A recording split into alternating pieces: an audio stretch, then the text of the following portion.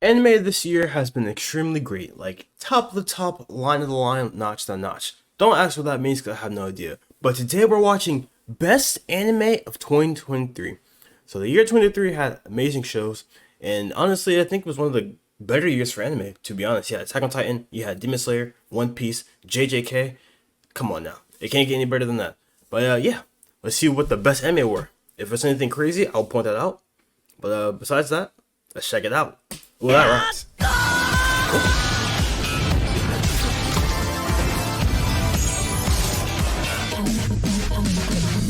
2023 was a year dominated by absolute heavyweight shows just completely taking over. Anime seemed inescapable whether you were a fan or not. Successful live-action adaptations, legendary series I forgot about the live-action for One Piece. Live-action One Piece is really good. I forgot about that entirely. To an end. Memes. So many memes. It feels Kagurabachi. No, okay. I mean, okay. It's like the influence of a handful of shows have truly seeped into mainstream pop culture and only continues to grow from there. But there were still some other things happening around our little sphere. Anime fans continue to find any opportunity to complain about CG. This time even Demon Slayer was catching strays, with viewers complaining about how these fishes look like an absolute joke. How dare any animation studio consider this acceptable quality, they cried. Meanwhile, in Isekai land... Isekai land? Alright, there goes. I'll make sure my thing's right.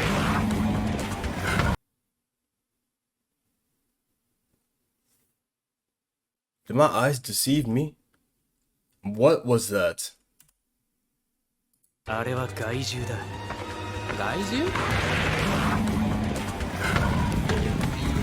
This is what peak CGI looks like. Togashi drew 2 lines and got 44 million views, 400k likes, and 100,000 retweets. Meanwhile, I'm out here drawing at least 8 lines, and I'm still waiting for Shonen Jump to hit me up with that manga deal. One Piece defied all odds by giving us a live-action adaptation that's actually good, right? I think it made it quiet. Came together to collectively say, nah, I'd win. Which is what... Nah, dude, the JJK fan base, yo, you guys are insane. Like, you guys actually need help. Like, Arkham Asylum is not enough to contain you guys. There was no way you guys spam not I'd win? Not I'd win, like lobotomy edits. That's all I've been seeing. Lobotomy edits, and they just removed all the popular songs on TikTok. So now they're making it so where like they pick some random audios, make it to a JJK edit. It's insane. JJK fans. I think they say when they enter a contest of who can more effectively spoil their fucking series. Oh, but they would probably win again. Okay, last time I paused this entire video. It's so hard to not see a spoiler for JJK. Like, the amount of spoilers I've seen, I might as well just say I read the manga. It is insane. It's this random dude from Mashal. I'm Rhodes Emus! I mean, look at him. He lasted like 2 seconds. Who the hell would play a character like that? That's probably some dumbass hack. For real though, it's been 10 years now since I've been doing these yearly anime recaps. I have gone through a bloody decade of anime, and a lot has changed during that time. I can only imagine the wild things that were happening in 2013 back then. Hayao Miyazaki finishes his latest feature film, The Wind Rises, just before announcing his retirement from filmmaking at the ripe young age of about 197 years old. So that was a fucking lie. There are a lot of shows that didn't make my list this year. Not because they weren't good, but because I didn't have much to say about them other than it was good. Hell's Paradise was fun. So was Mashal. So was Undead Unlocked. One day, I'm sure the West was... I was gonna say I forgot about Hell's Paradise. I watched the first 2 episodes. I didn't finish that. But why was bro naked right there? I have nothing to say about that. Appreciate Uma Musume as much as Asia does. Today is not that day. Mushoku Tensei continued my favorite isekai story of all time by having its main... Whoa, wait. You just said Jobless Reincarnation is one of your favorite isekais. Okay. Put him on the list. Main character go, I cannot get it up. People have been trashing Rudy left, right, and center, but I think he's proved he's a real gentleman by showing that he never, ever raises his sword at a girl. Alright, let's get to my favorite shows of the year. But before we do, a quick word from my sponsor, Bespoke Post. Bespoke Post is a monthly membership club. Get your bag, but I am not watching this ad.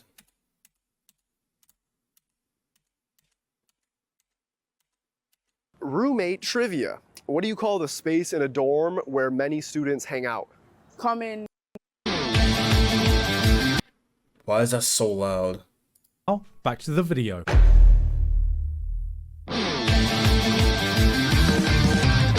The zombie genre is probably one of the most saturated and overdone genres you can find in any entertainment medium. True. About 10 years ago. Yet somehow in 2023, we still got an entirely fresh and original take on it I in haven't Zom watched 100. this. Zom Is this 100 tells the sad story of Mappa employees. Overworked and undervalued by the company overlords that run their lives, it takes an entire zombie apocalypse for Akira Tender to start living the life he should have. This show Of felt like a Mappa personal call-out employees for is anyone who's ever crazy. worked a dead-end job in their lives and has daydreamed of something, anything happening to take away their responsibility out of their hands, even if that thing is the end of the world. Akira personifies that feeling of pure freedom we all secretly wish we had. That feeling that breaks the shackle of responsibility, of having to go to work, of having to wake up for school the next day. Eren Yeager looks at him and goes, "Fuck that guy," which is embodied in one of the most impressive opening episodes all year, where you could feel that every single person working on it channeled their passionate hatred of all the previous employers that had ever wronged them. Unfortunately, it felt like a lot of the hype got taken away, largely due to episode releases being plagued with constant delays because of time slots and supposed production issues. Oh, Hey, I look at that. see. Even though the show lost some steam as it went on and was tonally a bit all over the place at times, it was still a fun little show I think anyone could enjoy, because in this day and age where it feels like people are fighting tooth and nail just to survive, I think a lot of us could use a story about one man reminding us all how to live.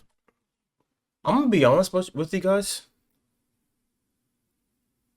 I think life, like, I know you have to work to like make the world go around, but the concept of living nowadays, I think just like for most of life, to be honest, like you don't live to live, you live to work.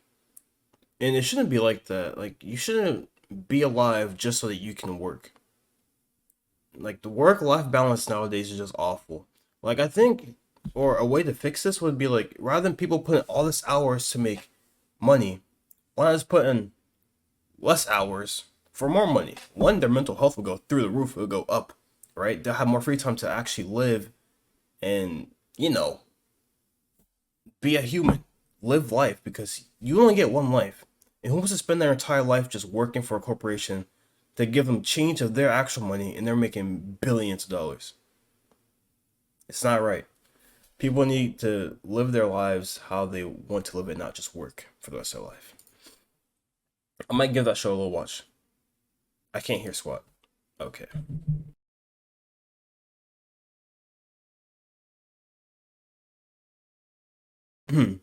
Yeah, I'm gonna edit that part out, don't worry. I can't hear. Am I tripping? He's the most Did he muted it? Oh, he did. Okay. respected genre in anime, but this year we saw the 100 girlfriends who love you come along and personally made sure that it never will be. This is the story of a man who got rejected so many times, who had such negative riz. God took pity and gave him 100 different girls he had to date or they'd all die. This was like watching someone dying of thirst in the desert, and then God goes, "Alright, I've got a solution." I'm listening. "Just fucking drown him." But what God didn't plan for is that he chose someone who could chug the ocean dry and still have room for more. 100 Girlfriends has a concept so dumb, it will need to be as batshit crazy as its own premise to even have a chance at making it work. And that's exactly why it does. It's stupid, it's unhinged, it knows exactly how insane it Okay. This dude just had a face full of cheeks and butthole. Bro, what did I just look at? What? What? Even the shot right here. What am I looking at? work. And that's exactly why it does. It's stupid, it's unhinged, it knows exactly how insane That it is is, and then insane. runs with it 10 kilometers past where it needed to go. By all means, this show shouldn't have worked if we didn't have the greatest harem protagonist to bring it all together. Okay. Okay, I'm not pausing a lot, but he is not the greatest harem protag anime character. Do you not know who Issei is? Put some respect on Issei's name right now. The Grabbing Dragon clears this dude. Yes, we were He great. just With tried the to apex of sexually boyfriends. harass- The partner she Okay. tells you not to worry about. He may look like the most unthreatening guy possible, but watch him be like, "Don't worry, I come in peace. Hi, what's your name?" Peace. It's rare for me to laugh at a comedy anime, and even rarer when it comes to lowbrow harem rom-coms. Yo. 100 Girlfriends was a showcase of how to do a parody correctly, reinforced by Bibury Animation Studio doing a bang-up job selling all of these jokes in the anime adaptation. They went above and beyond, and I can't wait to see how they adapt the manga beyond the— whoa, wait, no. what? Why are you all running away?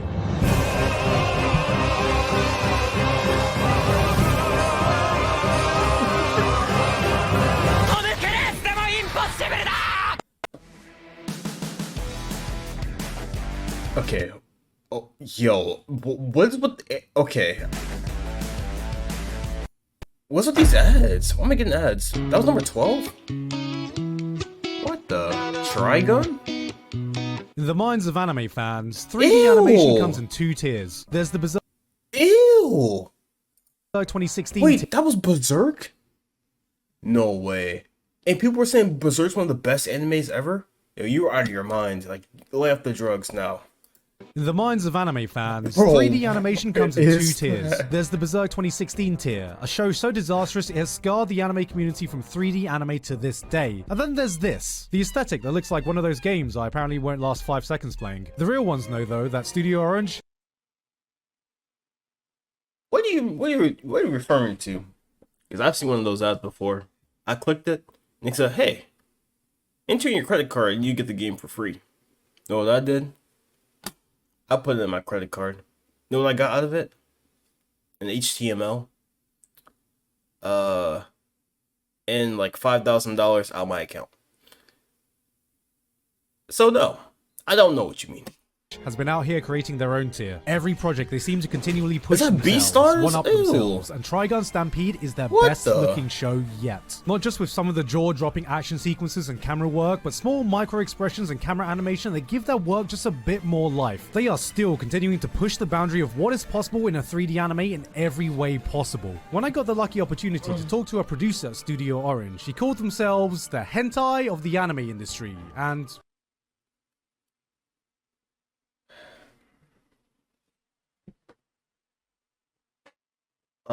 Comments.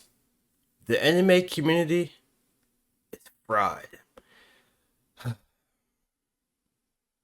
No way you said that proudly. Like, you were... What, why would you even say that? Don't even take pride in that. We are the hentai of the anime industry. Bro. well, that's pretty accurate, because what they've done with Trigun Stampede has got me bricked up. Alright, but how's the show? Oh my god. I can't do it. I can't do it. Bro, there's no way you just... No way you just said that. You thought... You said that. You read over your script. You wrote that down. You recorded this video. You edited it. You heard yourself say that. You thought, yeah, I'm gonna still incorporate that. I'm about to switch to to DC or something. I'm maybe a DC fan now. Trigun. Okay, I don't. Trigun's a fraud. It should not be up there. If there's an anime that's like, for example, if Boruto is not here, but Trigun is, I'm gonna be upset. I'm gonna be upset.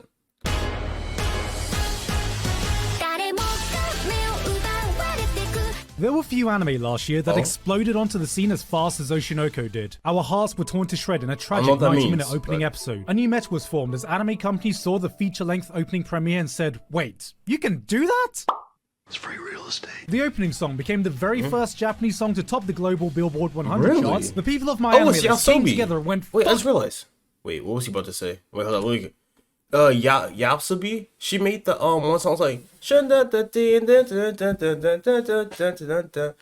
that. It was something like suicide and depression. But anyways, it projected her to number one of billboards for for global charts. Oh, okay, that's fine. First Japanese song to top the global Billboard 100 That's charts. fine. The For the people of global my charts? anime list That's came really together fine. and went, fuck you, Fullmetal Alchemist! Why This did you is the do that greatest so anime much? ever made. Then, there was an entire rest of the show you needed to watch. Describing the plot of Oshinoko is like, alright, so there's a doctor who's a huge fan of this one idol, then and it turns out the other idol sick he girl likes shows shows up up at the at the hospital, hospital, but pregnant, then she she dies dies of, of like, he gets cancer born or as some that shit, but then person's this crazy crazy son son comes comes back back and and murders murders their their mom mom as or well, and something, it's maybe so the he same choice joins as the maybe special not for them school to because find his he's mother. it's really traumatic. So, it's a idol anime? No. Sometimes Oshinoko is a victim of its own insane premise. Like, I don't even know if I fully understand this main character. A grown-ass, idol-obsessed man who gets reincarnated as the son of the girl he idolized and grows up being obsessed with his now mum and any other girl who even remotely reminds him of her. Like, if I call him a motherfucker, is he more likely to say fuck you or yes please? Here's a feed of Sigmund Freud's grave right now. But behind all that, the show shines as this interesting, no bullshit, Instagram filters off look at the Japanese entertainment industry, showing you what really happens behind those closed doors when the cameras are turned off. I hate the media!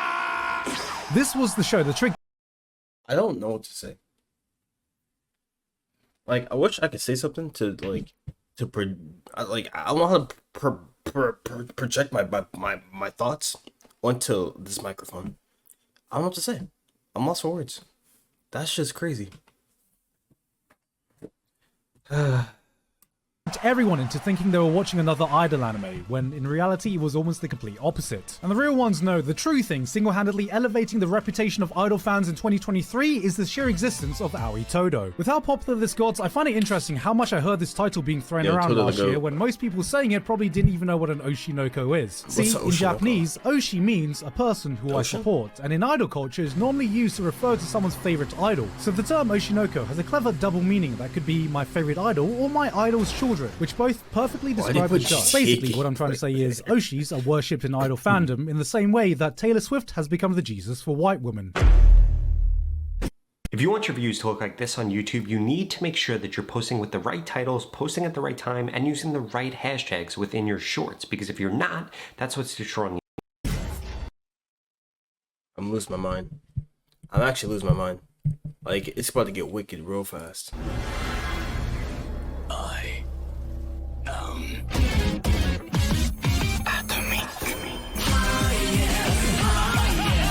Saying you're a fan of Isekai feels a bit like saying you're a fan of British food. People think you're consuming Bro, the this most show was so tasteless mid. piece of garbage. There's no way they put Eminence of Shadow in here. Bro, this show was so mid. Oh my goodness. The world has ever seen. But There's sometimes just I have no a way. friend come visit and they have a taste of a proper full English breakfast, a perfectly cooked Sunday roast. They try some of our Cornish pasties, our crisps, and it's like, damn, this is pretty good actually. Did you just call chips crisp? I mean, I know you're in your own country and all, but to call chips crisp is crazy. And what's even crazier is what's on my screen. He has a over easy egg with baked beans, bacon, toast, tomatoes, and what's this black truffle?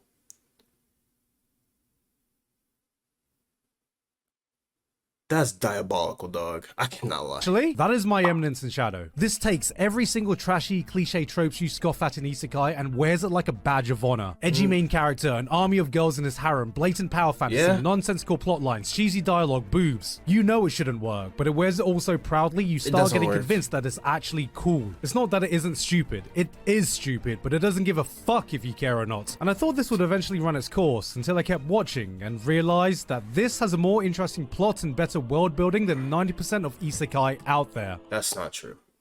It doesn't.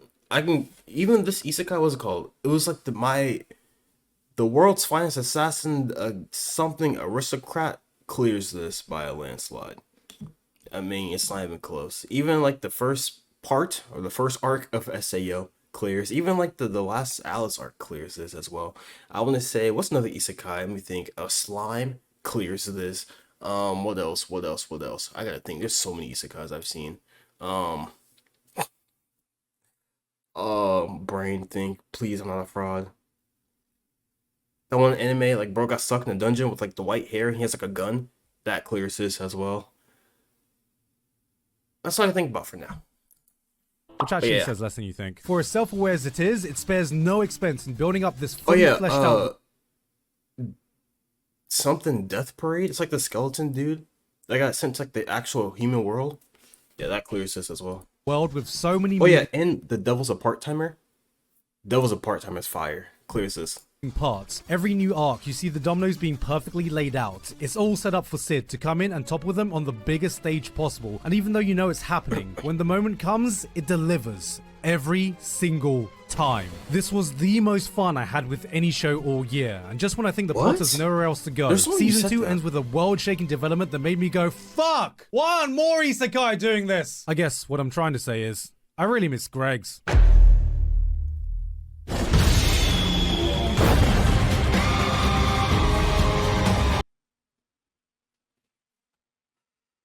Oh my god, there's no way. There's no way. You put Attack on Titan at 8? Are you out of your mind? That speaks for itself, to be honest. There's no way you put Attack on Titan at 8 out of all. If there's anything, only thing should be like it could be considered above Attack on Titan for 2023 is One Piece, JJK, and probably Vinland Saga. That's it. One man's freedom is another man's genocide.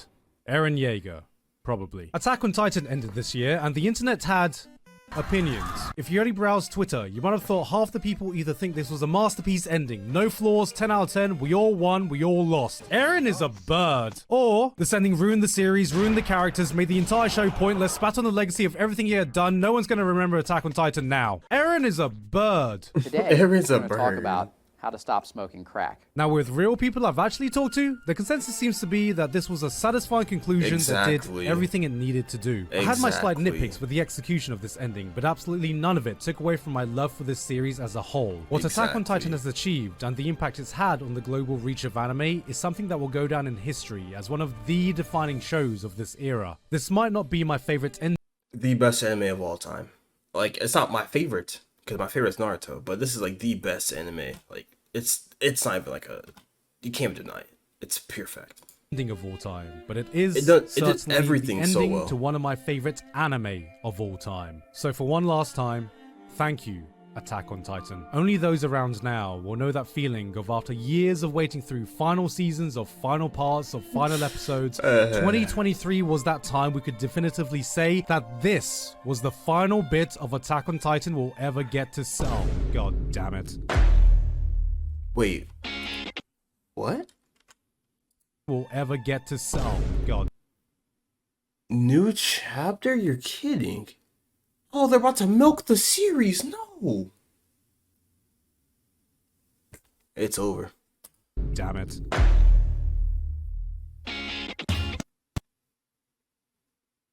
I'm tired of these ads. I don't know how I'm even getting them.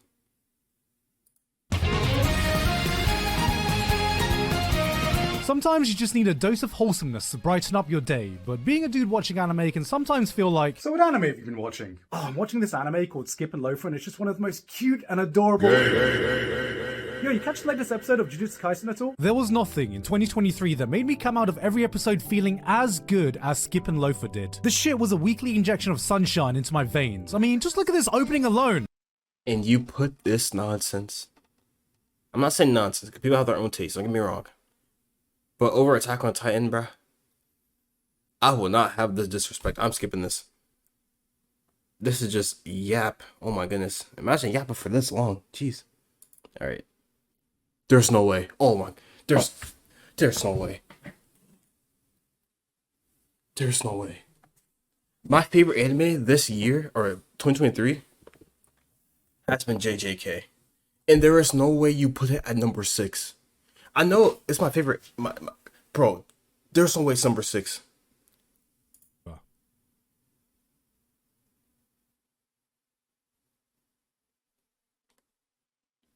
Oh, it's not JJK. Oh, I was about to say. Why is it quiet? When anime wants you to know one of its characters is crazy, it goes... When anime is trying to hint at something important, it's like... I thought it was JJK at first. It was me all along. Subtlety in anime is using a chainsaw to dice an onion, but what happens when a show comes along that treats you like you have the IQ that Rick and Morty fans say they do? You get Heavenly Delusion. Here is a show that doesn't take you by the hand and leads you, but leaves you to discover the story on your own. It drops you into this insane world, gives you a hand-drawn scribble of a map, and says, figure it out yourself. It's episode 1. Boom, we see a duo exploring a ruined Tokyo that gets in some kind of altercation with some bandits. Alright, you get the idea. It's some post-apocalyptic world, people are fighting for survival, and This looks Look at that! Oh, I am. And I like what I see. What are you ladies doing? you're praying this doesn't have the ugly bastard tag on it. The girl brings out a gun that looks like this and immediately gears start turning. Wait, is this some sci-fi world shit or is that a damn Fisher-Price toy, you think? The bandits start attacking anyway and they fight back, so you're like, oh, okay, maybe she was just bluffing, so this is just a normal world after all. Oh, that's a gun. In a single scene, the show has set up its world, got you asking questions, played with your expectations, answered your question, left you needing more answers, all without directly telling I'm gonna watch this series. This might be a series I watch and put on Patreon.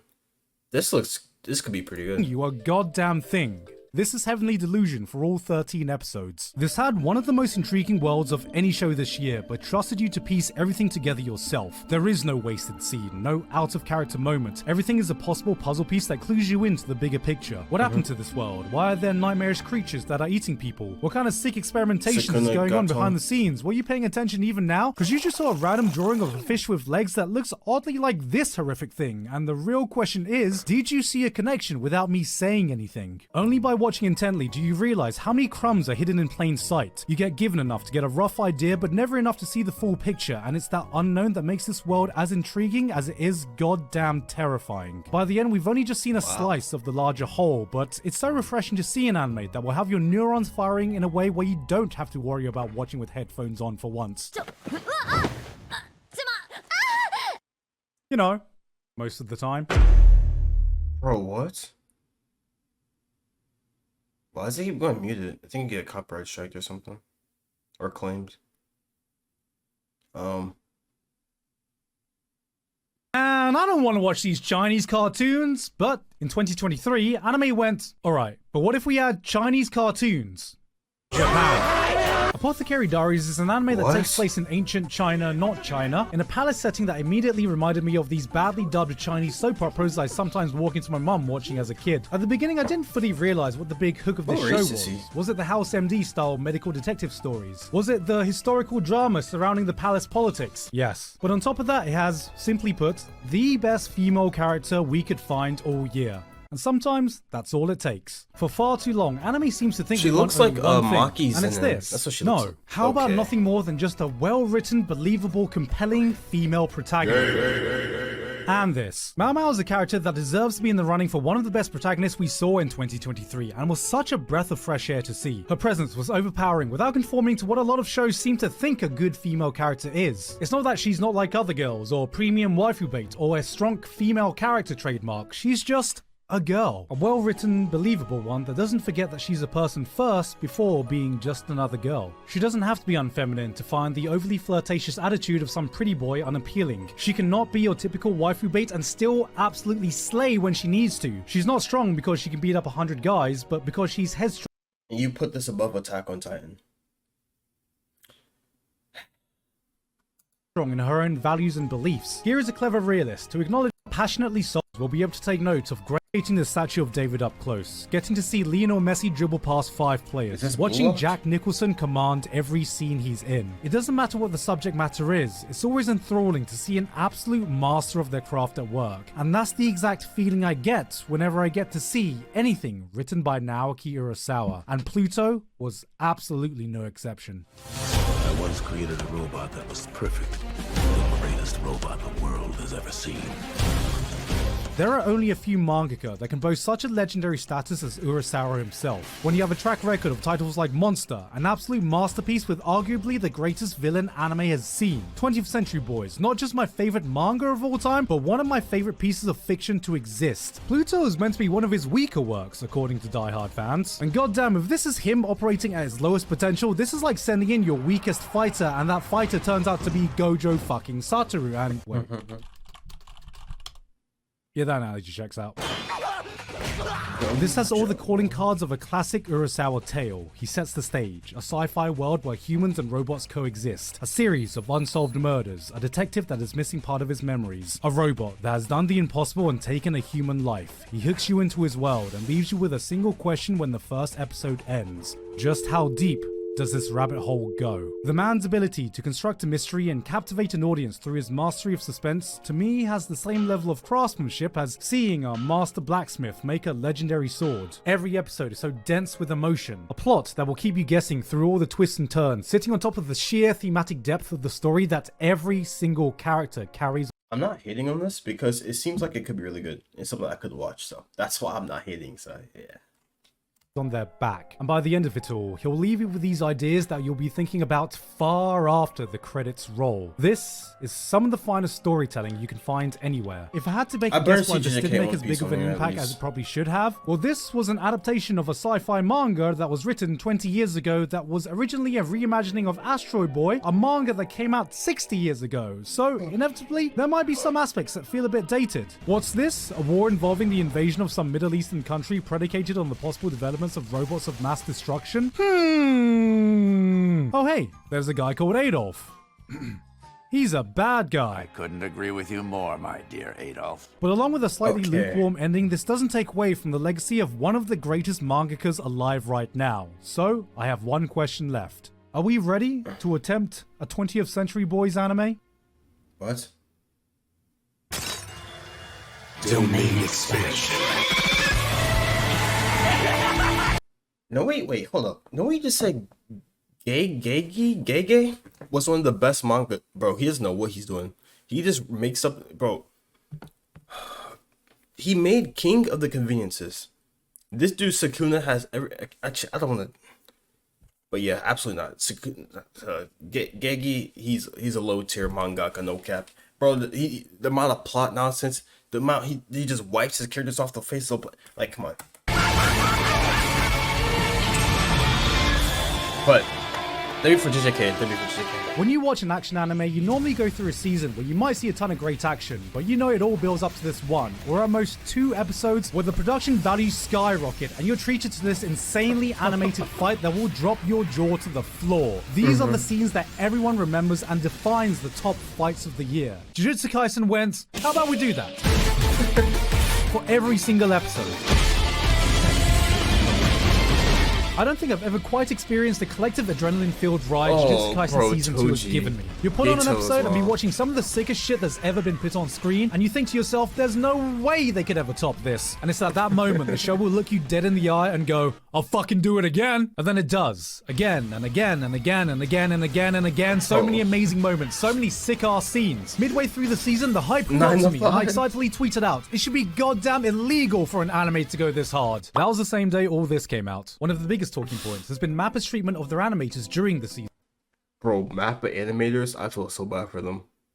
To animate all JJK, bro. Like the back-to-back too is insane. And I think it's a testament to the blood, sweat, and tears poured into this that we got a product this fantastic despite the hellish working conditions they were going through. True. Demon Slayer, Mob Psycho, this may not have gotten the opportunity to be as polished as shows like that, but it is unmatched when it comes to its raw stylistic flair. Every single fight has a unique identity not constrained to one genre of action. We got gritty hand-to-hand combat, city-wide disaster-level brawls, insanely unique powers, idol dance beatdowns, there was a mecha fight, a fucking mecha fight in a shonen anime, the amount of hype, the amount of fucking sheer disrespect. We got fucking rabbits throwing hands. This was one of the greatest showcases I've ever seen of, for lack of a better term, fucking cool shit. This felt like the purest celebration of fight scenes and choreography. We were in the audience. They got to marvel at a symphony of some of the coolest set pieces you can find in the medium. The Shibuya arc may not have been peak storytelling or the peak of all shonen arcs, but right now this is the peak of action spectacle. Dude, I said this before multiple times. JJK might not have like the best story, but the fact that it can entertain so well is what makes it so great. Like, it doesn't, because it lacks one department, it makes up for it in other departments where it like balances out, to be honest. That's why I think JJK will go down as one of the goats of anime, like top 10 for sure. But bro, this anime is so good. I just wish so many more characters were actually able to stay in the series, not die. For example, like, my favorite character is Toji. But you know what happened to Toji. I wish he could have stayed alive longer, but hey, he got purpled, which doesn't make sense because I don't want to get into that. But yeah. Roommate versus roommate. What state has the most universities? Florida. No. California. Yeah. 2? Oh yeah, if anything's crazy above JJK, I'm be upset. I should see Vinland up here in One Piece. Not if I see Demon Slayer above JJK, I'm in the video immediately. The way elves see this world is a mystery. I thank you, Freyren. It's solely because of you that this retired hero could have one final adventure.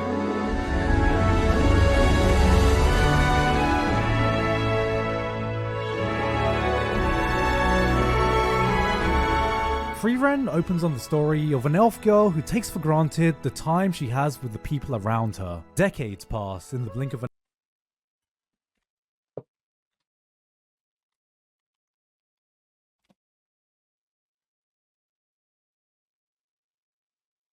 Now, there's just no way. There's just no way. There's just no way. You're telling me the anime that was all over the internet for multiple months is under Fenrir? I haven't heard this until right now. Are you out of your mind?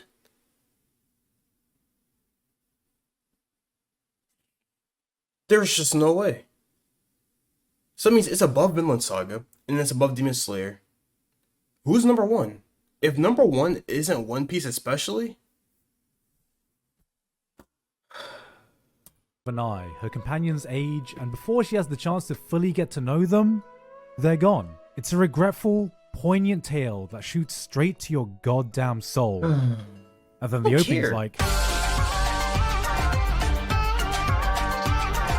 The show took a different approach to fantasy adventure while encapsulating everything that the genre is about. There might not be any demon lord to defeat or world to save, but instead we have a journey about appreciating the smaller things in your life. The beautiful things you might have missed if you forgot to look for them. I showed this to a mate and he was like, Freyren? You mean side quests, the anime? And I bloody ate him. Because of how fucking accurate that is. Yet it's through those detours you take along the road to your destination that Freyren absolutely shines. It's the type of show that grips you without ever needing to hit you with any flashy, high... You have a side quest based anime over Jujutsu Kaisen and Attack on Titan. I want to... Alright. For number one anime of the year, for best anime of 2023, let's see it. This is going to be a bad take.